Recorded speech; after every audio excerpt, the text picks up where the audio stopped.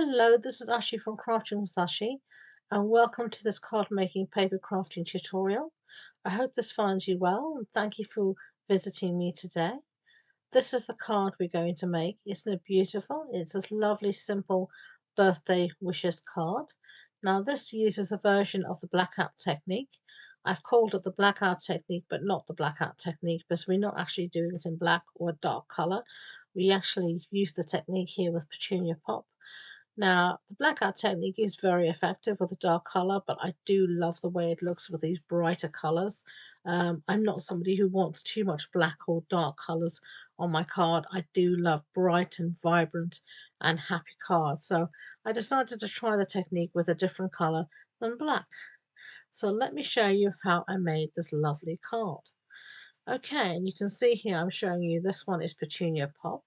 We're going to do a slightly different version now. So let's get started. I'm going to bring here a piece of scrap paper because we're going to be doing a lot of inking and I don't want to get it all over the place.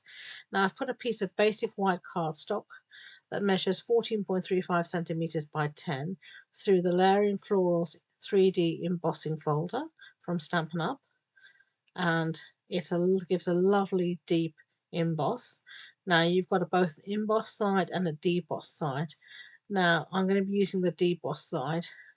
So if you see here, when you put your cardstock into your embossing folder and you take it out, the side that is closest to the Stampin' Up logo will be the embossed side, and the other side will be the debossed side. And you'll see what I mean in a minute.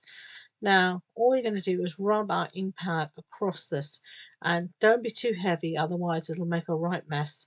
Just keep a light hand and rather keep on building up the layers of colour. And the colour I'm using here is actually Blueberry Bushel. So before we used Petunia Pop, and now we're going to use Blueberry Bushel. And you can see the image appear. It's almost like magic. If you remember when we were kids, we had those magic drawing sets where you would pull a lever at the side and your image would disappear or appear. And this is very much like this. So pretty, but not black, which is not my favorite color at all. So as you can see here, I'm just building up the layers of color in the intensity gently. If you go too heavy, you will find you'll get ink where you don't want ink. So it is much better just to slow, gentle, and light hand. You do not want to be heavy-handed with this project. So take your time and build it up slowly. And as you can see, what I'm doing is exactly that here. But if you do make a mess, don't worry, you can always start again. Another point is make sure you've got a recently re-inked ink pad. A juicy ink pad works so much better for this technique than one that's half dried out. You really do need one that's nice and juicy and inky.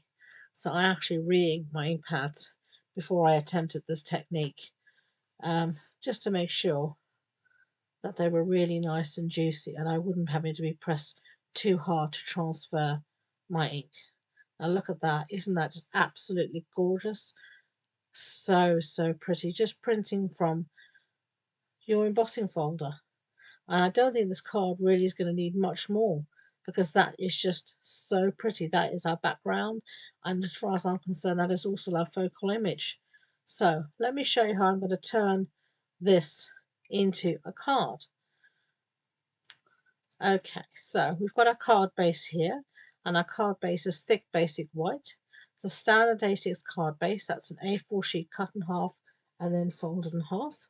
And I'm just going to use some green Tombow mono adhesive just to stick this down. And I'm being generous with my adhesive because there is a lot of dimension on the back of this panel.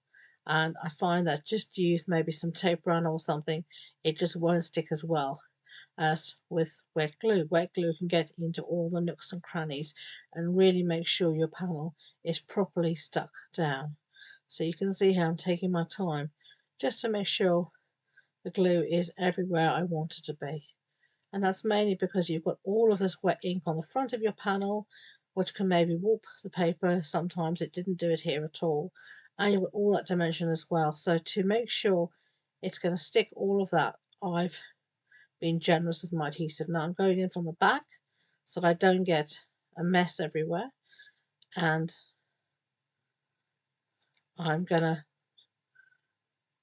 make sure that's stuck down. You can see here I've got a bit of glue on my craft sheet, and all I'm doing is just wiping some water and then just using my spray bottle with my water or rubbing alcohol and a microfiber cloth, and everything is clean. Now look at that, isn't that gorgeous? Absolutely beautiful. I love having the little white border around my card. I love borders on my cards. Now I'm just using some of my blocks. Instead of to stamp with them, I'm just using them here to hold my panel in place while I do my stamping. Okay, so we're going to stamp our sentiment that will say birthday wishes, and we're using here the Simply Said stamp set, and I'm going to obviously use the birthday wishes, and I'm going to use Blueberry Bushel again to stamp with, and I've just got here a scrap piece of basic white cardstock, so I'm just inking that up and I'm going to put that down, just trying to use my grid paper to my lines here to get things as straight as possible. There we go, just down, hold, lift up, and can close up our ink pad before we stick anything in it. So now I'm just going to cut out my sentiment using my trimmer. Now if you're wanting more information about this project, the measurements, the supply list, all of that good stuff, it's all linked and listed below, and you'll also find below all my social media links, including the link to my Facebook group and my business page, my website, so do check those out. In my Facebook group we host fortnightly challenges, and if you'd like to come and join us, do please, you're most welcome. I'd love for you to see you there. Okay, so we're nearly done with our sentiment. No, changing my mind about what I want to do. I'm sure I'm not the only one who keeps changing their mind. Should I do this? Should I do that? I'm not sure. But there we go. Now I'm happy I've cut it out. And now I'm just going to take my scissors, and all I'm going to do is pen at the end here, or do a fishtail banner, whatever you want to call it. And I'm just making a little cut up the center and then from either end, and hoping for the best. Not all, doesn't always work for me, but yeah, I'm pretty happy with the way that turned out. That seems to be good. So if you're enjoying this video, I'd be grateful if you could give it a thumbs up so YouTube know, and please don't forget to hit that subscribe button. Okay, so let's decide where we want to stick our sentiment. Not quite sure, and I'm going to faff about with it for a while because most of us are never sure, and then we seem to stick it in various places. I don't know about you, I seem to stick it in various places and tend to come back to the first place I chose, but it seems to be a process you have to go through. You have to audition all the different spots on the card and then find that the first part you came back to was the best.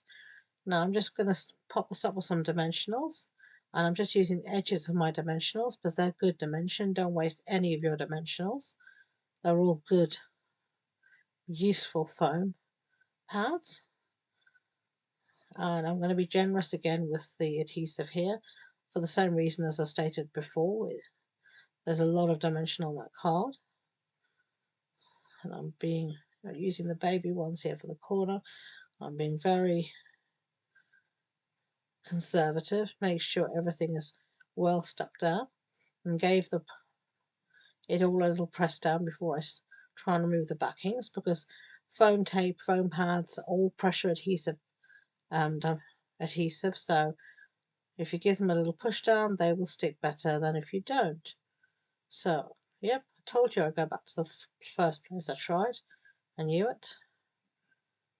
Okay, so that's our sentiment done.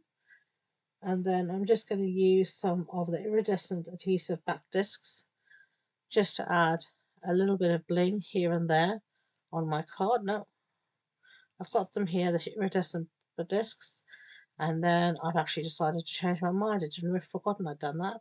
I've added some good old-fashioned rhinestones. So there's a rhinestone there, and I'm going to put another one there on the dot of the eye. And now I am going to use my iridescent discs, and I'm just going to use some of these bluey ones here. And I'm just going to dot these around my card here and there, wherever the fancy takes me, as you can see. I try not to be too prissy about it. I tend to sort of dump things where I first think, rather than spending ages trying to figure out where I want to put something. And this, I think, just gives it a little bit of bling, just lifts the card a little bit. Okay, so there we go. There's my version of the blackout, but not the blackout technique. You've got one here featuring blueberry bushel and another one featuring petunia pop. And as I said, the embossing folder was the Layered FLorals embossing folder. So thank you for watching this card making tutorial featuring products from Stampin' Up and the Layered FLorals embossing folder. I hope you enjoyed everything, and until next time, enjoy being creative. Bye!